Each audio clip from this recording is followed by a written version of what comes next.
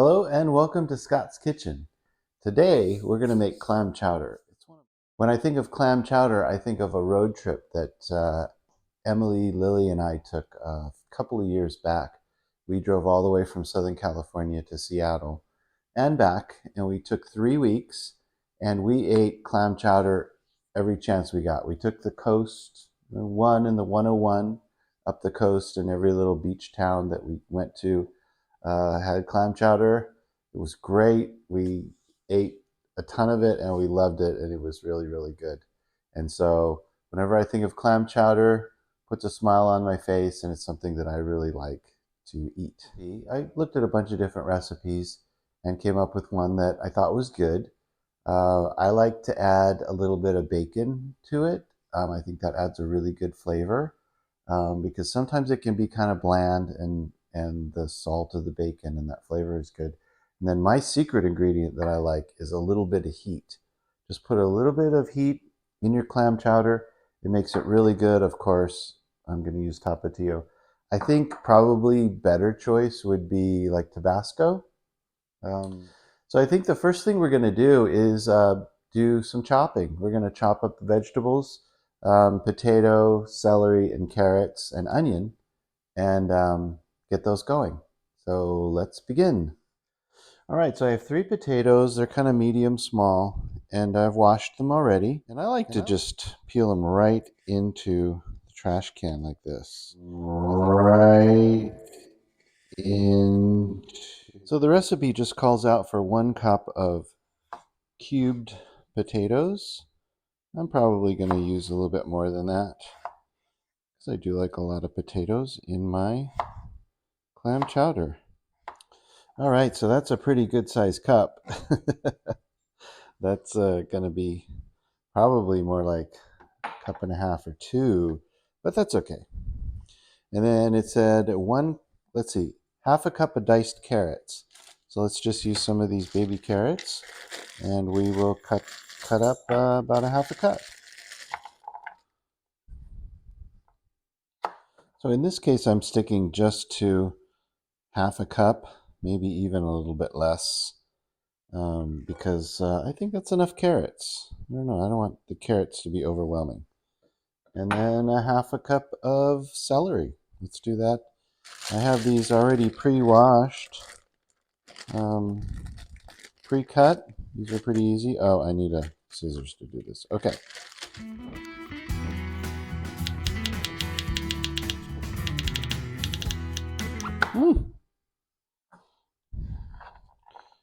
Oh, that's going to be perfect. Let's see how much I need. Oh, another half cup. That makes it pretty easy. So I don't know whether it's going to be 1 or 2 of these.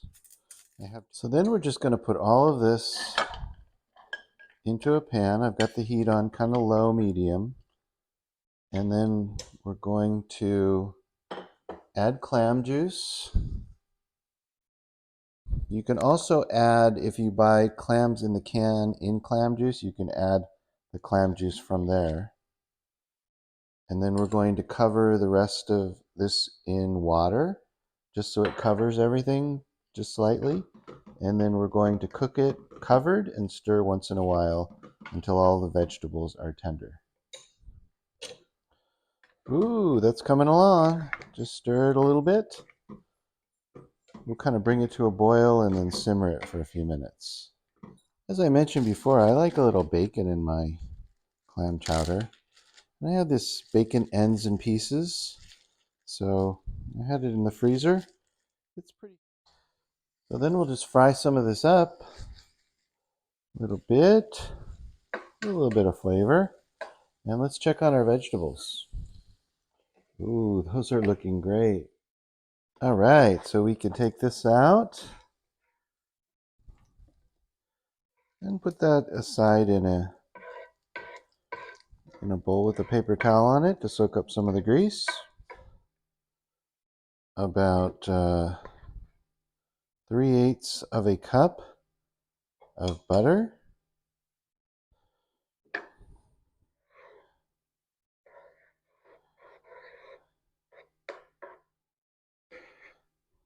Then we put in a pint of half and half. and 3/8 of a cup of all-purpose flour. And we're just kind of stirring this until it all comes together and nice and happy in a very thick mixture. Okay, so I went ahead and I switched to more of like a saucepan. And this is going to let me stir this a lot better. I melted the butter in the pan and kind of like stirred in the flour. After that was kind of all nice and blended, I put in the half and half, and I'm just kind of continuously stirring as this is just on really low heat. Okay, that looks pretty good, so I'm just going to pour in the vegetables. And what you probably are saying to yourself is, what are we missing here? This is clam chowder. Where are the clams? Well, the clams are going to go in right at the end because they're already cooked, and we just want them to kind of cook and warm a little bit, maybe flavor. But you don't want to overcook them, because if you overcook the clams, they get chewy and tough, and that's gross.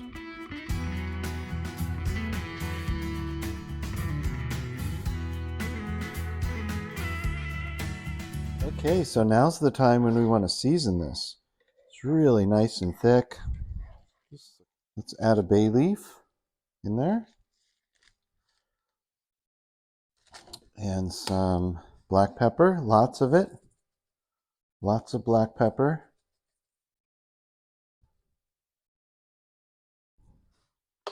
And a little bit of salt. Of course, Lowry seasoned salt. And then some Old Bay.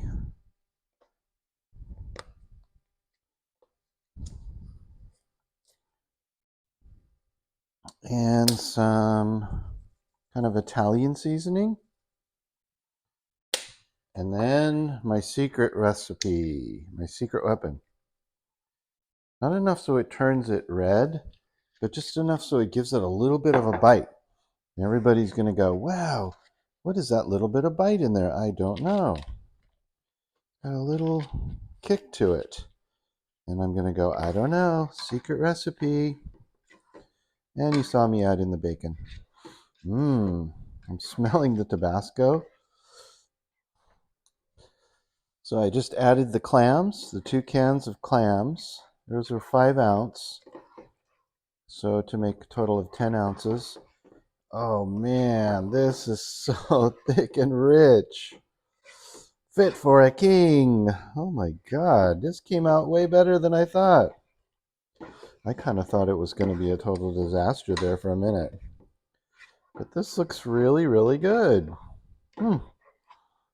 This looks like it's a lot of seasoning in there, but you know, you can season to taste. Oh, and there's that bay leaf. Let's put that back, because we're going to let this simmer for a little bit, a little while longer.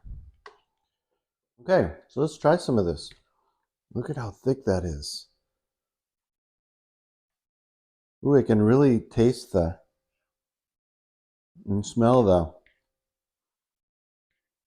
like it's the Old Bay or the Italian seasoning. And got a bit of bacon. Wow. Ooh, and a little bit of hit from the Tabasco. Yeah, I did decide to go with the Tabasco rather than Tapatio. Sorry, Tapatio. And the vegetables are perfect. They're perfectly tender and done.